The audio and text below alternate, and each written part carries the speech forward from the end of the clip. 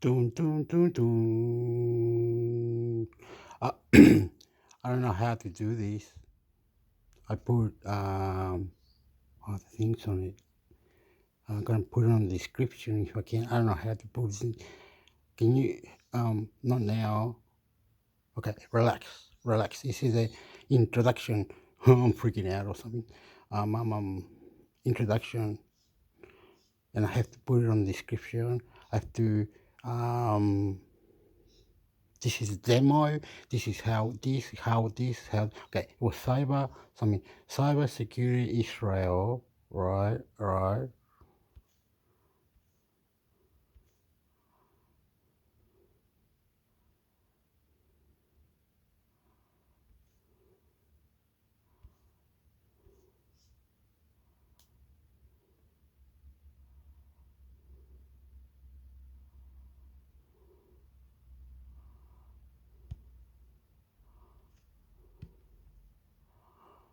I don't know what I'm doing, but you love me, you love me, I'm in the mix sector, you love me, I'm in the mix sector, I'm doing what I can, how I can do it. Reply, subscribe in the mix sector. Um, hijack, please, see you over there.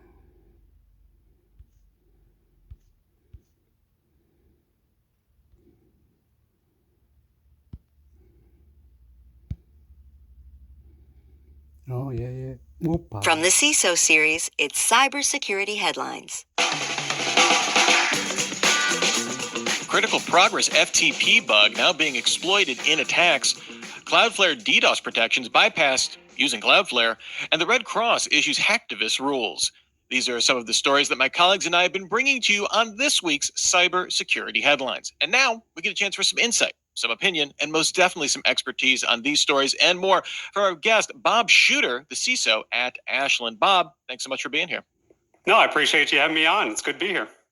Absolutely. I can't wait to dig into the news with you. Before we do so, be talking to those, addressing those. If you have any questions, the bug. Asset Note found that there are about 2,900 hosts running WSFTP on the internet. May not seem like that huge of a number unless your company is one of them. And as we've seen with MoveIt, these can have huge reach for each one of those organizations. Progress said that upgrading to a patch release using the full installer is the only way to address the issue. So, Bob, Progress seems to have done what it can to fix the vulnerability, but how does this make you feel overall about third-party risk inherent in architecture? Is it, I guess, better than having a collection of different suppliers?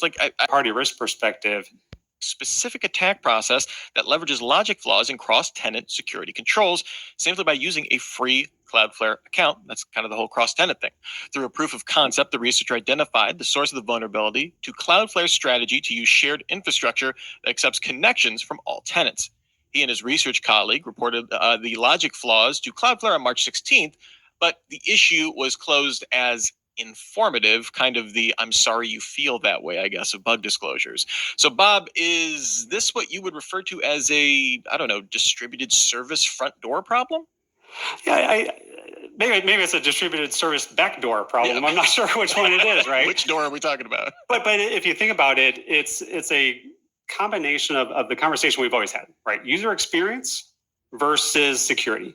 Mm-hmm. If you think about the Microsoft, when they went to Portal, right, for their Office front door, I'm like, okay, let something get straight. You're going to get a single spot where everyone knows what the website is. I give you a credential and you're going to route me to the tenant where that credential works. You know, holy cow, we got rid of one layer of that, ease of use or a layer of security, depending on how you look at it.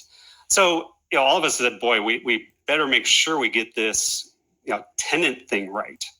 I think that's one of those big conversations that we can have within the industry, both from the cloud perspective, but especially as service providers, having kind of that back end old school thought of, hey, we trust ourselves. We're security professionals, right? Of course we can do this properly. Bringing that up a level and bringing it into really context aware security for those service providers and especially tenant aware security. We really haven't talked a lot about that.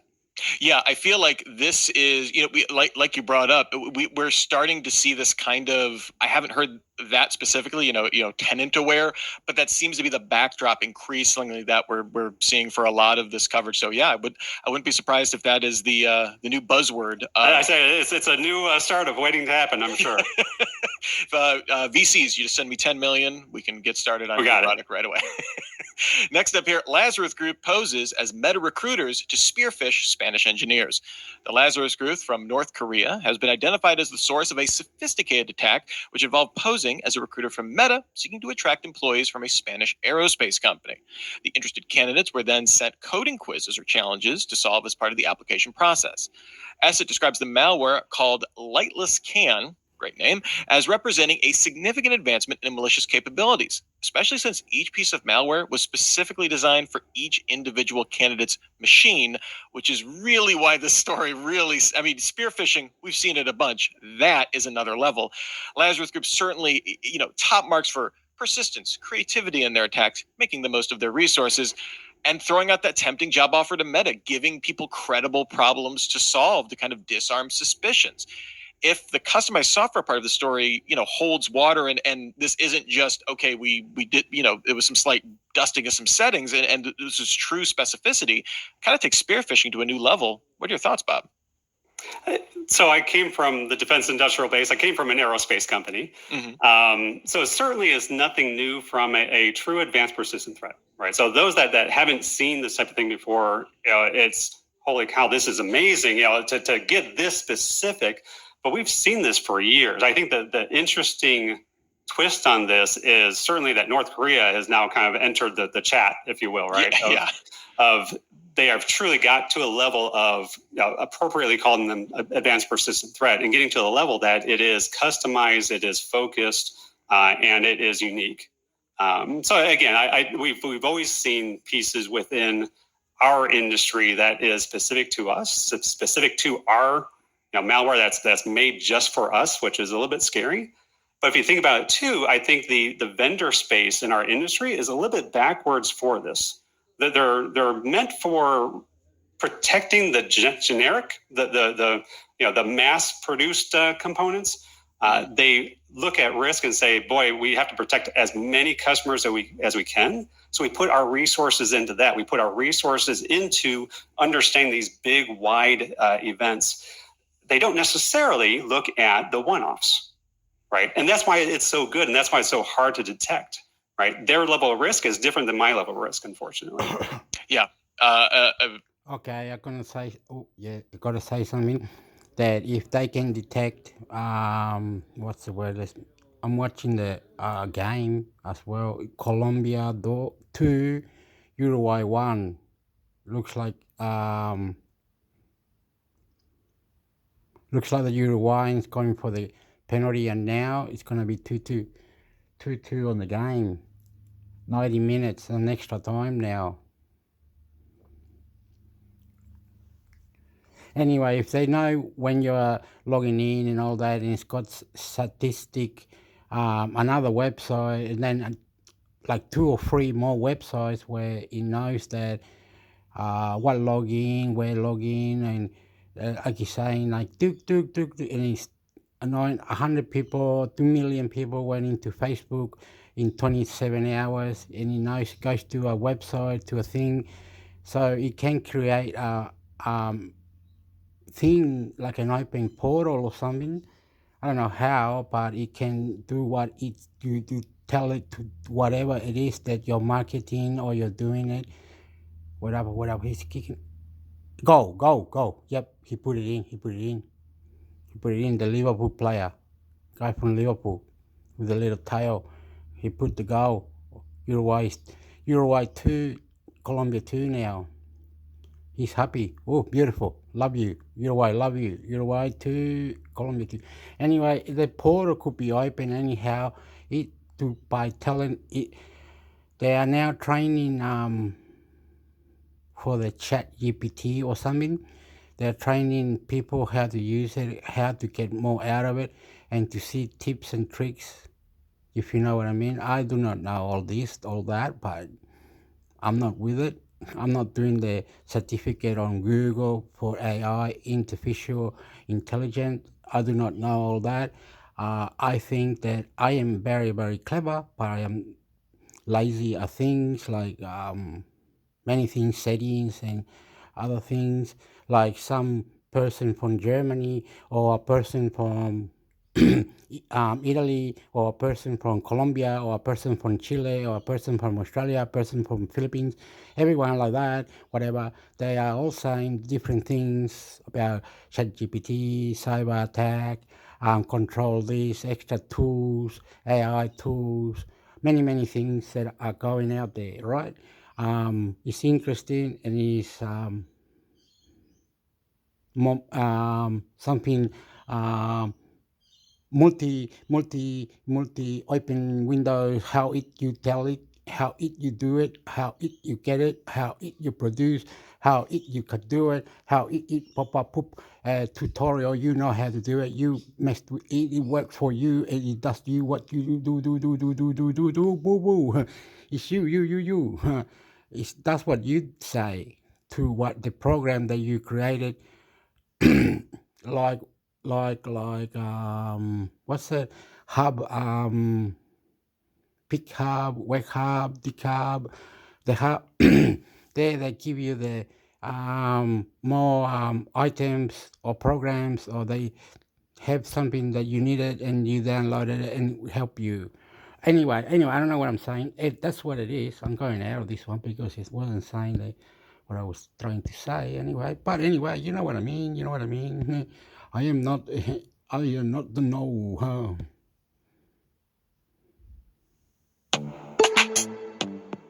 Struggling to secure on-prem apps with modern identity? Don't Another thing, I am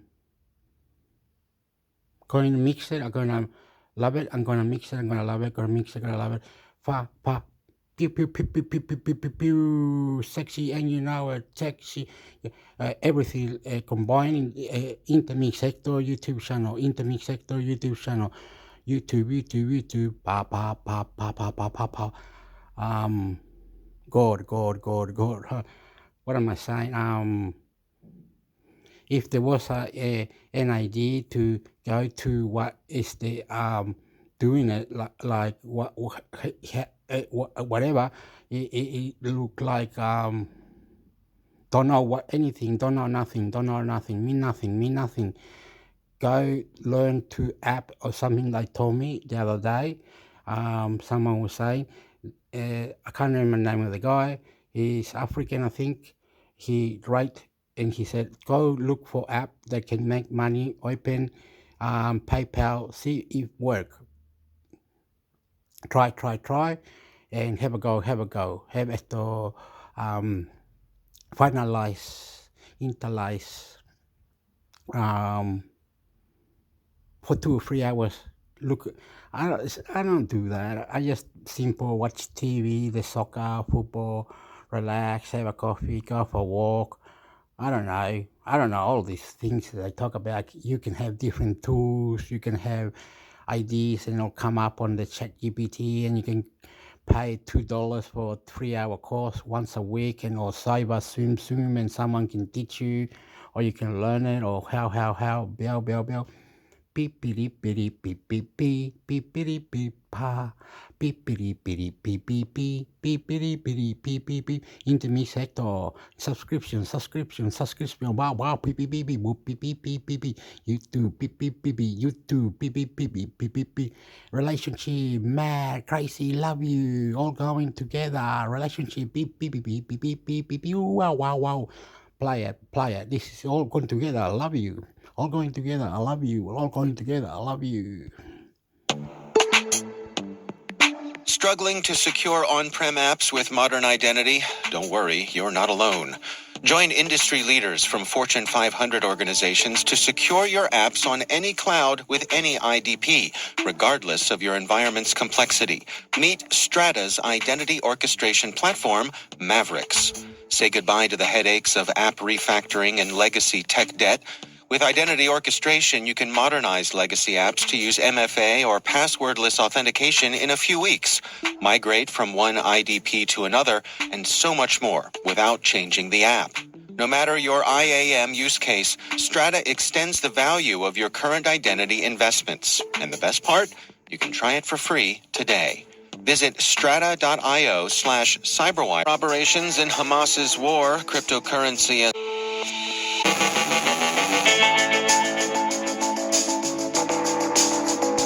cyber operations in Hamas's war, cryptocurrency as a source of funding, and Russian hacktivist auxiliaries shifting their focus.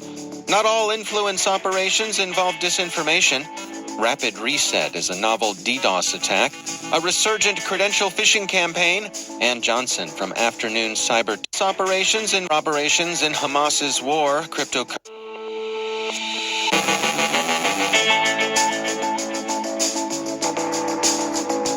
Cyber operations in Hamas's war, cryptocurrency as a source of funding, and Russian hacktivist auxiliaries shifting their focus. Not all influence operations involve disinformation. Rapid Reset is a novel DDoS attack, a resurgent credential phishing campaign, and Johnson from Afternoon. All I got to say doesn't mean that you can hack it, program to a program, or something, where they're having troubles to put a mask, a little cement thing around the rocket, like in North Korea. So if they try to blow the rocket, they know they got so many rockets. Those ones are banned. They got a signature. They got they've been barred. They've been the whole planet Earth has said those you're punished. What's the word? War criminals. You're punished. You can't be doing this. And they got a barrier on top of it, and they're saying you can't blow those rockets because that barrier can't come off. And they've got like hackers that can open those rockets, maybe, and let it all out, and let rockets or other things like drones, or they can produce their own program thinking or ideas. It all works. I love it. They know, oh yeah, I did it. Yeah, I press this button and it does this and it gets me money and that's what I need. And it's like a search engine for what is needed into me, or what I love, or what I need, or how I did it. You know what I mean? It's like that. It's like, I love you. It's all going together. I love you. I am into mix sector YouTube. I'm Chilean, Australian. Voila. Pew. Into mix sector YouTube, more button. YouTube, more button. YouTube, more button. Pew. Into mix sector. Pew. All influence operations involve Subscribe. This is a trial. Very nice and going. Anyway, I love you more. I am crazy. You love it. Information. Rapid Reset is a novel. I am not a computer quiz. I am not anything. I am just from nothing to do nothing, whatever, nothing to what I can and how I can do with what I can. Listen and reply. I love you, sexy. Listen, please. DDoS attack, a resurgent credential phishing campaign. Subscribe to Intimate Sector. And Johnson from Afternoon Cyber Tea speaks with Ram Shankar Sivakumar and Dr. Hiram Anderson about the promise, peril, and impact of AI. Our own Rick Howard talks cyber intelligence in the medical vertical with Taylor Lehman of Google. And a quick look back at Patch Tuesday.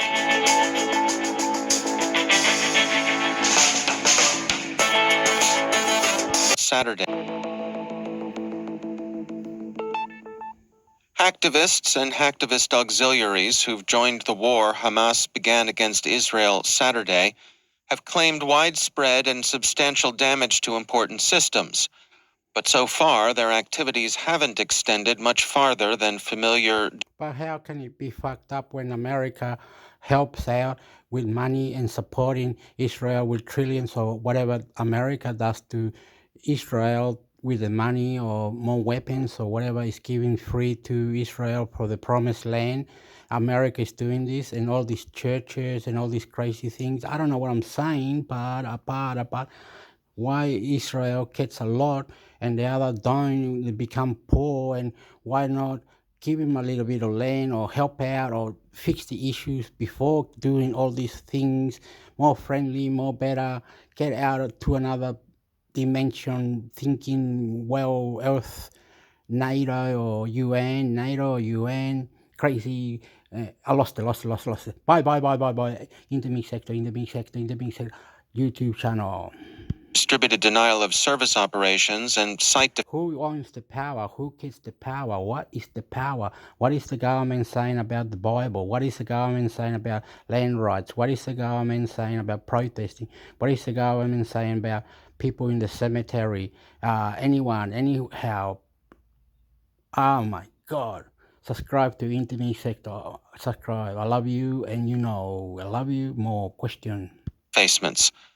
For example, claims of attacks against. It can fuck you up. One side only got Hamas, which is a little army. The other guy, fuck you up, and never resolve this problem when they say they have border security from planet Earth that was created by NATO or UN or whatever it is, the country India or whoever it is. Fuck you up. Question it. Internet sector. All good, mate. I love you. Electrical power distribution seem to be, for the most Sexy and you know it. part, attention.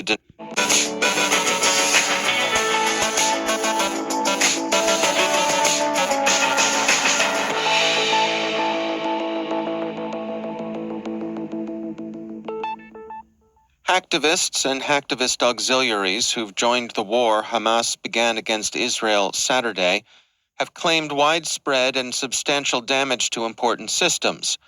But so far, their activities haven't extended much farther than familiar distributed denial of service operations and site defacements. For example, claims of attacks against electrical power distribution seem to be, for the most part, attention-getting brag. A non-ghosts compromise of the Red Alert app, designed to send attack warnings to smartphones, seems to be the most consequential of the cyber operations so far. Most of the hacktivism has been conducted in the interest of Hamas, but at least one Israeli group, either a front group or a hacktivist auxiliary. Another thing, can Israel have hacking mechanism, hacking codes, hacking this? Can Israel hack? What can Israel the hacking cyber? Can Israel hacking? Well, anyway, where's Jesus Christ? Anything? Was Jesus Christ speaking Jews? Or what language did Jesus? What's this Israel? Why Israel win all the time? Why is it? What's? Well, anyway, you gotta make a love, Hector. I love you. Internet sector, YouTube, Google, power in description. Pew. Has reemerged most of the Red Alert, but so far their activities haven't extended much farther than familiar distributed denial of service operations and site defacements. For example, claims of attacks against electrical power distribution seem to be, for the most part, attention-getting brag. A non-ghosts compromise of the Red Alert app, designed to send attack warnings to smartphones, seems to be the most consequential of the cyber operations so far. Most of the hacktivism has been conducted in the interest of Hamas, but at least one Israeli group, either a front group or a hacktivist auxiliary, has reemerged to take a role in the conflict. Predatory Sparrow, known for operations against Iran, has been observed probing Iranian sites and posting warning messages, Cyberscoop reports. The messaging said in Farsi, "You think this is scary? We're back. We hope you're following the events in Gaza." Iran has long been Hamas's patron, and it's widely suspected of having provided both planning and logistical support to the Hamas operation. Many have asked how Hamas achieved operational surprise Saturday. The reasons are surely complex, but some of the success must be charged to effective operations security. Hamas evaded Israeli cyber and electronic collection by simply going dark, as Bloomberg puts it. They stayed off their devices and conducted business face-to-face in small cells. The most prominent cyber phases of the war so far have been influence operations, many of them conducted on behalf of Hamas or of serving interests only tangentially related to the war. An example is the Russian narrative falsely asserting that Ukraine had supplied Hamas. Other bogus reports appearing online have included posting and mislabeling of old video and even video from online games as representing breaking events in the war. Much of the influence doesn't involve disinformation. The New York Times has an overview of how Hamas has posted, often to X, the platform formerly known as Twitter, images of its atrocities against civilian victims in Israel. These are intended as both expressions of triumph and as incitement to further atrocities.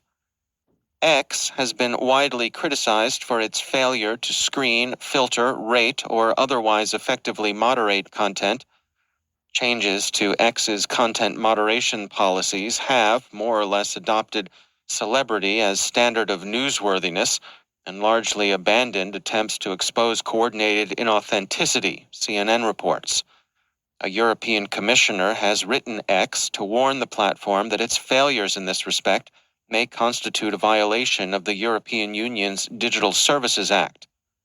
Content moderation is always in an uneasy relationship with free expression, but X seems to many to have slipped in the direction of the inflammatory and the misleading. The Israeli police cyber unit, Lahav 433, has frozen cryptocurrency assets connected to Hamas. Hamas has been actively soliciting donations in its social media accounts since attacking Israel on Saturday. Decentralized finance in general and cryptocurrencies in particular have long seen their clearest use case in the transmission of remittances, and such remittances have been flowing to Hamas for some time. Quartz reports that Bitcoin and Tether have been used to deliver millions to Hamas, which many governments, including the U.S. government, have formally designated a terrorist organization. Citing research by Elliptic and BitOK, the Wall Street Journal reports that tens of millions of dollars in cryptocurrency have been delivered to Hamas, Palestinian Islamic Jihad, and Hezbollah since 2021. Hamas alone received some $21 million between 2021 and June of this year. The cryptocurrency accounts were used not only to raise money, but to move funds within the organization.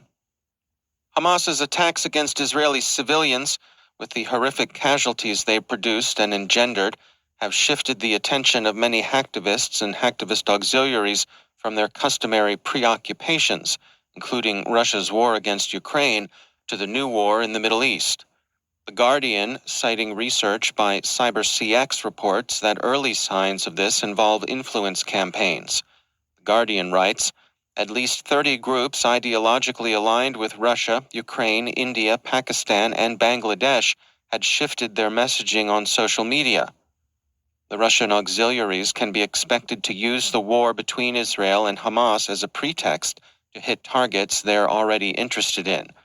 Killnet and Anonymous Sudan are the most prominent such groups to have announced their support for Hamas. Moving away from the Middle East, CISA, the U.S. Cybersecurity and Infrastructure Security Agency, warns that a vulnerability affecting the HTTP2 protocol is being exploited in the wild to conduct very large distributed denial of service attacks. The vulnerability is known as Rapid Reset. Some of the major vendors who've issued patches or mitigations against Rapid Reset include Cloudflare, Google, AWS, Nginx, and Microsoft. CISA also recommends that organizations review the agency's earlier guidance titled Understanding and Responding to Distributed Denial of Service Attacks. The attacks are so far not attributed to any particular threat actor, the Washington Post reports, but they've been remarkable for their ability to generate large request floods from relatively modest botnets. Cofense is tracking a new phishing campaign that's abusing LinkedIn smart links to evade security measures, Bleeping Computer reports. Smart links are a LinkedIn Sales Navigator feature designed to track engagement for marketing purposes. Cofense explains, while smart links in phishing campaigns are nothing new, Cofense identified an anomaly of over 800 emails of various subject themes, such as financial, document, security, and general notification lures, reaching users' inboxes across multiple industries containing over 80 unique LinkedIn smart links. These links can come from newly created or previously compromised LinkedIn business accounts. The goal of the campaign is credential harvesting. And finally, we wrap up with a quick look at some of the more significant patches issued yesterday during October's Patch Tuesday. Microsoft has issued patches for more than 100 vulnerabilities affecting Windows, 3 of which are being exploited in the wild, Security Week reports. One of the exploited flaws affects WordPad and could allow the disclosure of NTLM hashes. Another actively exploited bug impacts Skype for Business and could lead to privilege escalation. Adobe has patched critical flaws affecting several of its products, including Adobe Commerce, Magento Open Source, and Photoshop. Citrix has issued patches for numerous vulnerabilities affecting NetScaler ADC, NetScaler Gateway, and Citrix Hypervisor. So, it's a good time to review your systems and upgrade what needs upgrading.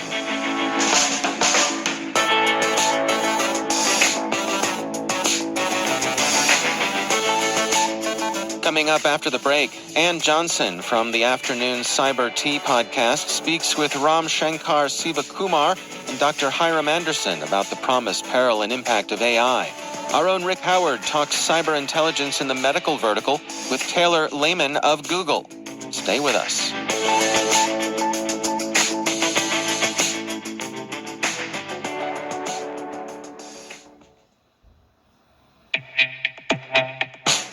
Introducing ArcSight Intelligence by OpenText, an enterprise behavior analytics solution. Intelligence repurposes data you're probably already collecting to uncover patterns of behavior missed by other UBA offerings. With its powerful, unsupervised machine learning models trained continuously and exclusively on your data, Intelligence is your ally in detecting insider threats and novel attacks. No rules to maintain or thresholds to update, just context-rich threat hunting leads. Learn more about ArcSight Intelligence by visiting arcsight.com/cyberwire.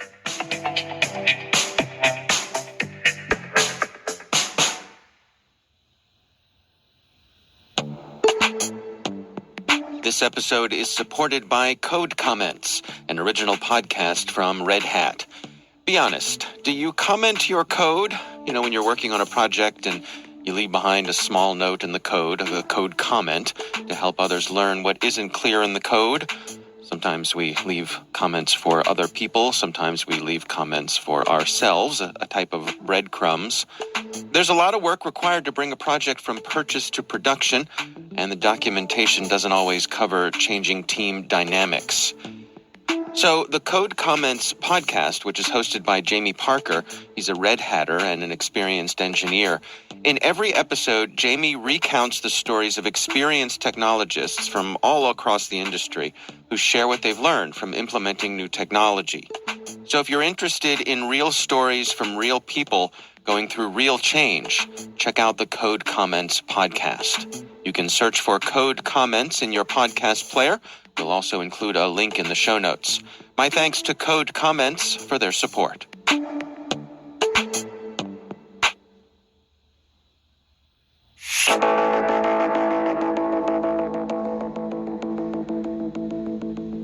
The CyberWire's Chief Security Officer, Rick Howard, recently connected with Taylor Lehman of Google at the MWise 2023 Cybersecurity Conference. They discussed cyber intelligence in the medical vertical. Here's their conversation. A couple of weeks ago, Mandia, now part of Google Cloud, hosted the MWise Cyber Threat Intelligence Security Conference at the Washington, D.C. Convention Center. I met with Taylor Lehman, a director in the office of the CISO at Google Cloud, and the Alphabet Enterprise Health Security Officer. Taylor was a busy man at the conference, hosting panels and giving presentations. He spoke with Mustafa Kabay, who came in as the CSO for a company called UKG to clean up after a ransomware attack and discovered the cascading effect of the software supply chain. Brian Sincera, the CISO of Pfizer, who before the pandemic was just another CISO in the healthcare vertical, but after was the CISO for a company that produced the COVID-19 vaccine that would potentially save the world. And wow, what are the security implications of that? And finally, he brought in the deputy CISOs of 3 large healthcare companies who focus on their internal supply chains. I started out by asking Taylor about the ransomware attack at UKG. He started that role over a year ago, coming in after a pretty impactful breach that resulted in their systems going down for about 6 weeks, and having some interesting sort of effects on its customers. Interesting in being not like interesting cool, but interesting, probably unforeseen. For example, time clocks at hospitals didn't work, right? Actually, I didn't mention this earlier, but the New York MTA, the Metro Transit Authority that runs the subways, their time clocks didn't work. Their employees ended up suing their employer. So let me get this right. They break into a hospital and break into the time clock situation, and then it affects all the time clocks of that manufacturer? Is that what happened? The central services appeared. Wow. I don't have all the details, but the central services running all of that infrastructure were basically encrypted, taken over by a threat actor who was, unhappy that they weren't able to. I'm sure they wanted to do more, but the thing that they could end up doing was taking these clocks and some other systems down, holding them for ransom, and then causing these downstream impacts.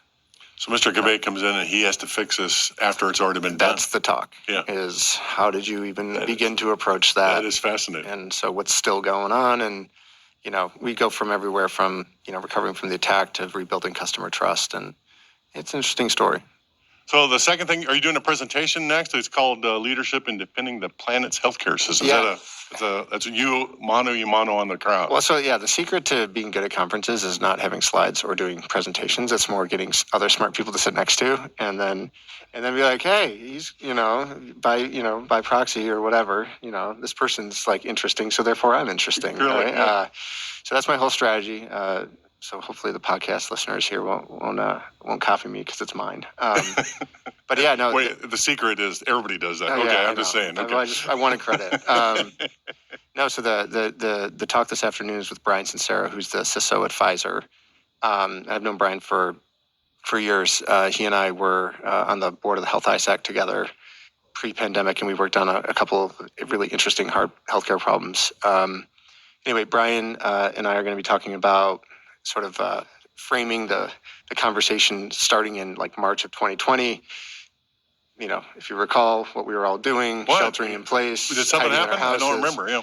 Yeah. So we were all sort of leaving RSA, and the world shut down 2 weeks after that. And basically a month and a half later, Pfizer was sitting on the sort of first trials of what would then become the vaccine. And so, it wasn't the first vaccine produced. It was probably the most sort of globally visible and impactful vaccine that was created. And, of course, Pfizer had a big role to play in that. So the talk with Brian is really focused on take me back to that time where you went from, not saving the world to basically having a medicine that eventually would. And so how did that change, how you thought about your job? How did that change about your team and your role and your purpose? And then bring me through what was it like? How did you see the attacks and threats change from what they were prior to people knowing you had that capability to then you had it, and then the manufacturing and all sort of the downstream things that you had to now think about to basically, get shots into people's arms.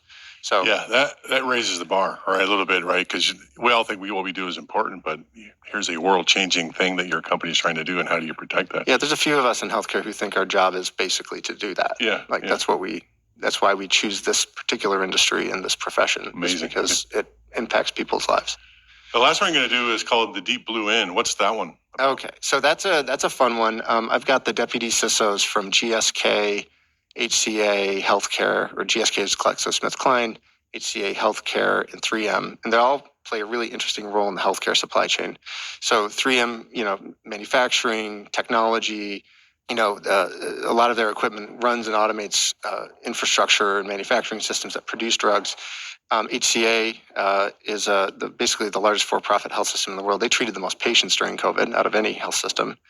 And GlaxoSmithKline is a pharmaceutical company that produces drugs and therapies to treat people. So the idea with that talk is to how do these three important players in healthcare work together? What kinds of threats do they uniquely face, and then as a group that they all face, and how do they defend against it? And it's really a talk about how do these groups innovate through working with each other and then with their customers around solving healthcare problems at scale when they cross these three subsectors.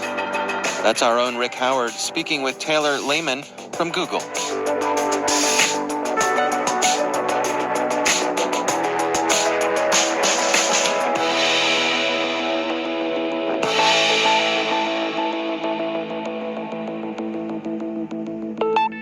Ann Johnson is host of the Afternoon Cyber Tea podcast right here on the CyberWire Podcast Network.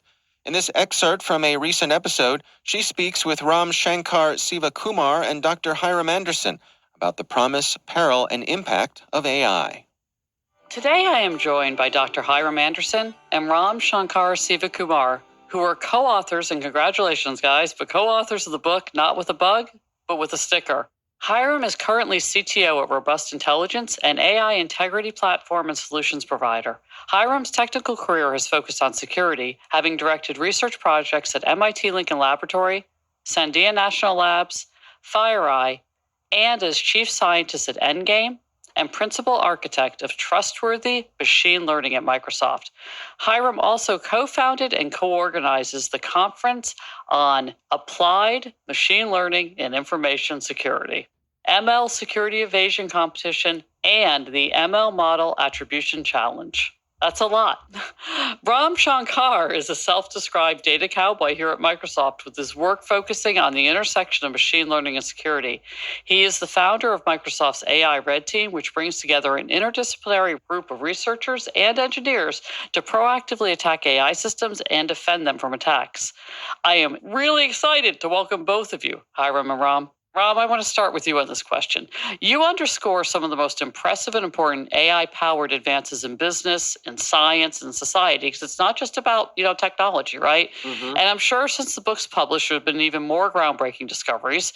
Can you help paint the picture of what AI might be able to do for the world? What massive changes and problems it can help solve? Absolutely. For me, as I was working with Hiram on this book, it really, we think of Tesla, and we think about Facebook, and we think about Google as the forefront of folks who are working in AI systems. And we think of them as, they're the ones who are commonly identified as the AI vanguards. But for me, it was super surprising to know that Hershey's is using AI to kind of identify the ideal number of twists in Twizzlers. You've got McDonald's kind of using AI to optimize their supply chain. So things that you may not think about, your chicken nuggets is almost powered by AI. I would like to think so. But it really is no longer this piece of technology that's only relegated to the people who are creating it, but democratized completely across the board. And that's really the interesting aspect. We've invited this technology that we really don't understand what the risk is, but we see massive economic gains around it. And that is a very interesting proposition. Here's something that people do not know what the consequences are, but it's pervaded everything from the time that I wake up to the time that, from driving my car to work to kind of doing my work and going back home and unwinding with Netflix. There's every part of it is touched by this transformational technology. And the question that Hiram and I kind of try to tease out in the book is, great, this system is now absolutely essential to our world.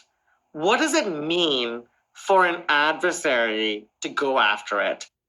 So, Hiram, a few pages later in the book, you're quick to point out the peril of AI. In an excerpt, in AI, we overtrust. It's important, of course, as AI goes more mainstream, that everyone, from researchers and technologists to everyday people, understands limitations from what it can and can't do, what it should and shouldn't do. Hiram, can you help unpack that for our audience? Why is that healthy skepticism about AI so important, and why should we continue to have skepticism? Yeah, and thanks. And listen, Ram and I both are optimists, especially when it comes to the utility of AI to make a better world, to make a more convenient world for us. And so when we talk about an AI we overtrust, I think that the basic thing to remember is that when AI is trained, it's trained to do one thing pretty good. And when it does that one thing pretty good, we often ascribe its ability in areas it was never designed to perform well in. So this is one element of people relying on AI. We rely on it for one thing. An example would be relying on a robot to give directions, as was in our book. In a normal situation, it turns out that because we gain this reliance and trust in this certain situation, we tend to overtrust it when we depart from the normal behavior that the robot was trained to do. So, surprisingly, this automation bias that we have extends to AI in a way that we need to be careful about. You can subscribe to the Afternoon Cyber Tea podcast wherever you get your podcasts and on our website, thecyberwire.com. All right, I've gone for a while.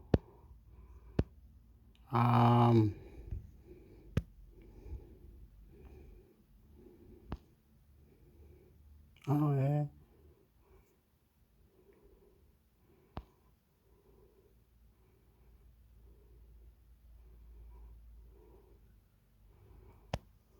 ABC Listen. Podcasts, radio, news, music, and more. Hi, I'm Sam Hawley, coming to you from Gadigal Land. This is ABC News Daily.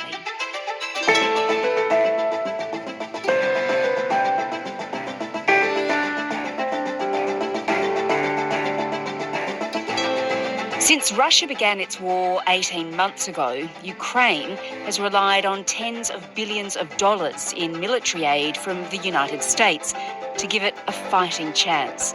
So what happens if that dries up? Well, it's a live issue because of the chaos unfolding in US politics right now. This week, a bill to avert a government shutdown was passed by Congress, but funding for Ukraine was missing.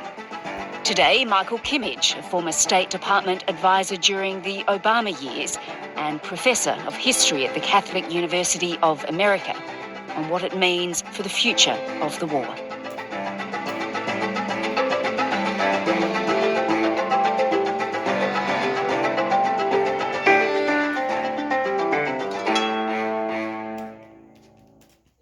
Michael, the US government, it's been on the brink of a shutdown again, but that was averted, of course, when Congress passed a temporary funding bill. On this vote, the yeas are 88, the nays are 9. Under the previous order requiring 60 votes for the passage of this bill, the bill is passed. Wow, US politics. It's fascinating to watch from afar. Right, it doesn't disappoint as far as drama is concerned. So the shutdown was averted, but as fallout from that, the Speaker of the House, Kevin McCarthy, lost his position, directly connected to the compromises he attempted to make. He lost the support of the hard-right faction of the Republican Party this week after he made a last-ditch deal with Democrats to avert a partial government shutdown. So the House of Representatives is without a speaker, and it's sort of unclear who will be the next speaker. And in the course of this, funding for Ukraine was dropped by Congress, which is not the end of the story, but perhaps the beginning of a new story, which is very important to try to disentangle.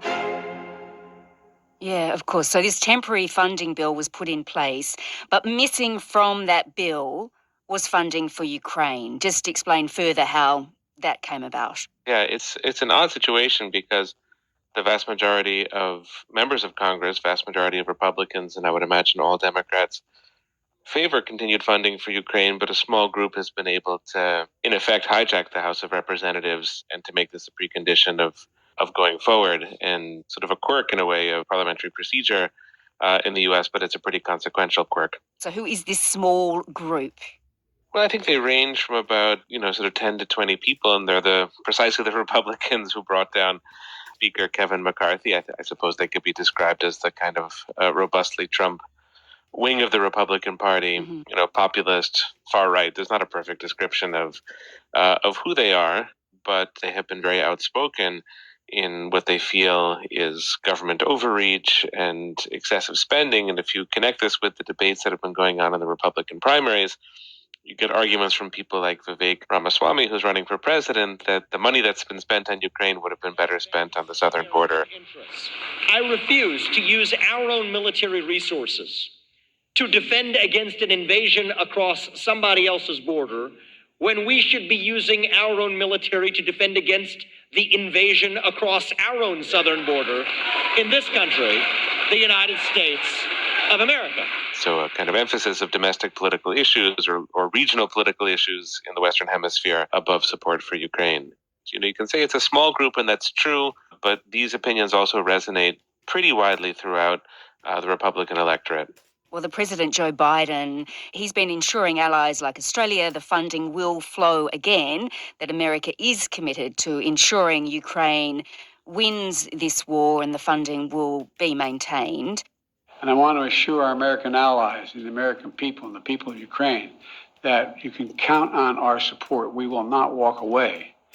The vast majority of both parties, I'll say it again, Democrats and Republicans, Senate and House, support helping Ukraine and the brutal aggression that's being thrust upon them by Russia. But, Michael, how can we be so sure? Well, I don't think you can be sure of anything in a tumultuous political culture like the one that the U.S. has, and it's an electoral season. And, of course, we have former President Trump waiting in the wings, who has very different views on Ukraine from President Biden. But I think that President Biden's words are trustworthy up until November 2024.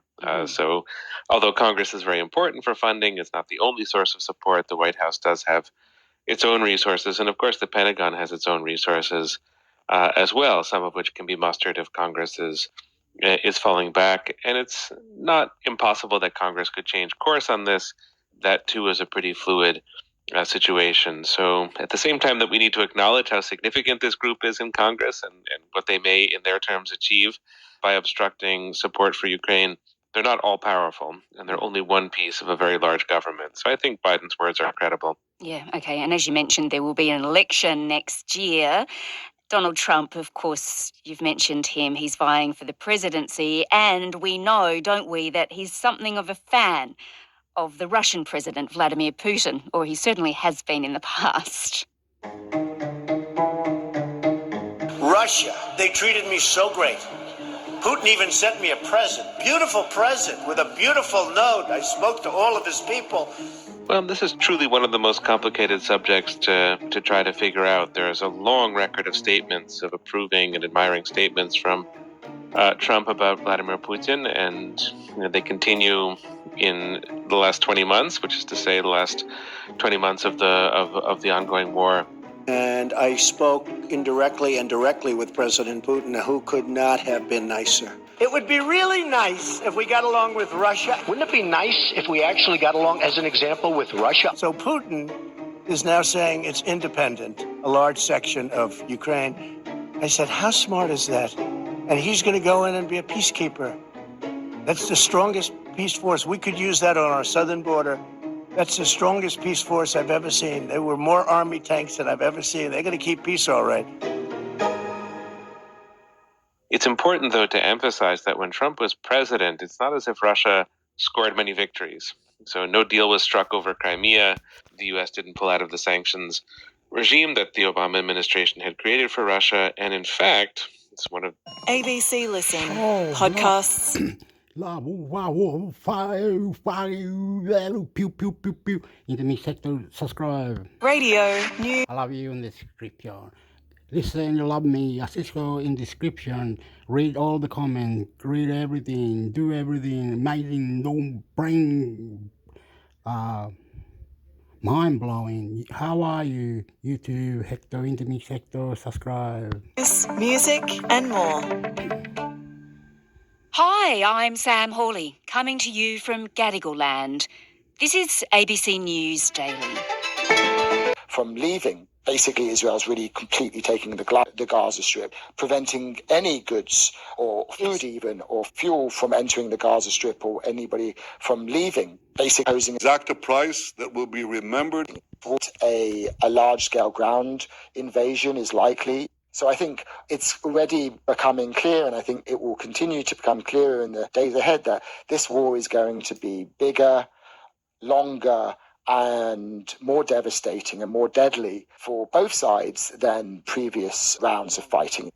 Hamas will understand that by attacking us, they've made a mistake of historic proportions. We will exact a price that will be remembered by them and Israel's other enemies for decades to come. The defense minister yesterday announced that Israel was imposing a complete siege on the Gaza Strip, preventing any goods or food even or fuel from entering the Gaza Strip or anybody from leaving. Basically, Israel's really completely taking the gloves off. Of course, the Palestinian death toll is rising very quickly too. There is a real massacre being committed against innocent civilians in the Sabra area. There are dozens of victims, and ambulances and civilian vehicles are still evacuating the victims from this house that was directly targeted. We are doing everything we can, but very soon the food supplies and basic needs in Gaza are going to run out.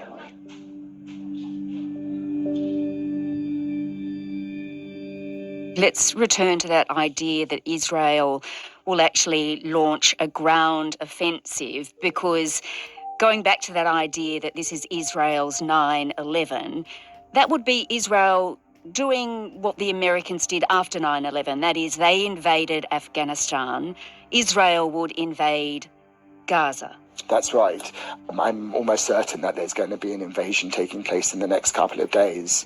And so, the question is, what is the goal here? It's one thing, as Americans learned in Afghanistan and later in Iraq, it's one thing to invade a country and topple a regime even, but it's another thing to be able to get out safely and to leave something viable in its place. And I think that, while there's a very understandable desire to get rid of Hamas and to say that there has to be basically regime change in Gaza, given what Hamas has done. Just as Americans felt that there needed to be regime change in Afghanistan because of the Taliban's support for Al-Qaeda, we've seen that, however justified the case for regime change may be, it's much harder to actually do in practice, and it rarely turns out well. America found itself bogged down in a quagmire in Afghanistan for many years, and ultimately the Taliban are right back. And so I fear that, extending the kind of parallel with 9/11, that's the danger that Israel faces today as well. If indeed they end up destroying Hamas or overthrowing its government there, then they're going to be in a very difficult position as to what happens the day after, who will take over. It's a slim chance maybe that the Palestinian Authority could take over that area, but that would be hard to accomplish. So it's not clear to me really what the strategic goals are here. What does a full-blown invasion mean for the stability in the Middle East more broadly? Well, I think the greatest danger in terms of the reaction is going to be Hezbollah's reaction. And Hezbollah is a Lebanese militant group. Yes, it's a Shia Lebanese militant group that effectively controls southern Lebanon, also is a member of the Lebanese government and has really the most powerful actor in Lebanon. It's both a political party and a militant organization, also has a military wing. Hezbollah is right now sitting there very heavily armed. Hezbollah has over 100,000 precision-guided missiles that can target anywhere within Israel, and basically is more powerful militarily than the Lebanese army. And Hezbollah's already been exchanging some fire with Israel on the northern border. If the war in Gaza escalates, and if it seems that Hamas is about to lose and be destroyed, or if there are many, many, many more Palestinian civilian deaths, that could prompt Hezbollah to get more involved and turn it into effectively a two-front war. And that would be a very dangerous situation. That would really take however bad this war is going to be to a whole new level. And then if Hezbollah gets involved, that in turn could even draw in Iran as well, because Iran is Hezbollah's main ally and supporter. So this could escalate, and I think many countries in the region are going to be doing their utmost to ensure that that doesn't happen. First and foremost, the Egyptians, but also the Lebanese government, the Jordanians, and others talking to Lebanon, probably trying to talk to Iran as well, to try to ensure that this doesn't become an even bigger war. Very uncertain. So, Dove, Israel is at war. Will it win it? And what does a win actually look like?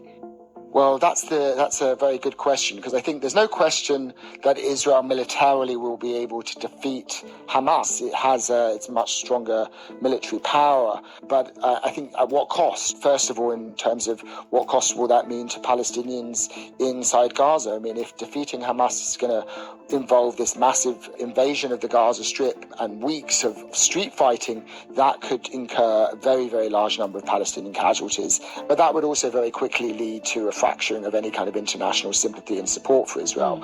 So I think that the price of victory against Hamas will be very high. What, in your view, has Hamas actually achieved through this attack? What, in its view, will it have achieved, do you think? I think, apart from this demonstration of its capabilities, and clearly in and of itself, the fact that it was able to pull off an attack of such magnitude right under the noses of Israel, that in and of itself demonstrates its military prowess. And Hamas has long been trying to position itself as the leader of the Palestinians. They're hoping that this will kind of bolster their image and their popularity among Palestinians, and by proving that they are such an effective quote-unquote resistance organization. And it's potentially also possible that Hamas wanted to derail any prospect for an agreement between Saudi Arabia and Israel, and it may have already succeeded in that respect as well, because it's going to be very difficult, I think, for the Saudis particularly to make an agreement with Israel in the wake of this war, if, as is happening, the war leaves so many Palestinians dead. Dov, there's always been hope, I think, of peace, but is there any prospect of that now? Well, I mean, I think it was a very slim prospect to begin with. I do believe that it is possible in the long run. Yes. Conflicts have beginnings and conflicts have ends. You know, eventually Israelis and Palestinians will have to find a way to live together, whether it's going to be in two states or not, but we'll have to figure out some way to live together peacefully. But it could take a long, long time for that to happen. You know, for now, it's about cessation of violence. It is possible to at least get them to stop killing each other. Dov Waxman is the director of the Nazarian Centre for Israeli Studies at UCLA. This episode was produced by Bridget Fitzgerald, Nell Whitehead. Lot of information. Getting into this. Don't be shy. YouTube, Intermix Sector. YouTube, Intermix introduction in the description. Subscribe to Intermix Sector. Everything. Pew, pew, pew, pew. Fuck you, pew, pew, pew. Everything good. Love you. Intermix Sector. Love you. Intermix Sector. Subscribe. All the information, listen and reply. Anything, whatever, I'll go the full limit. I love you. Introduction. Don't be shy. It's all good. Name of God. Subscribe to Intermix Sector. Any question? Section, you know it.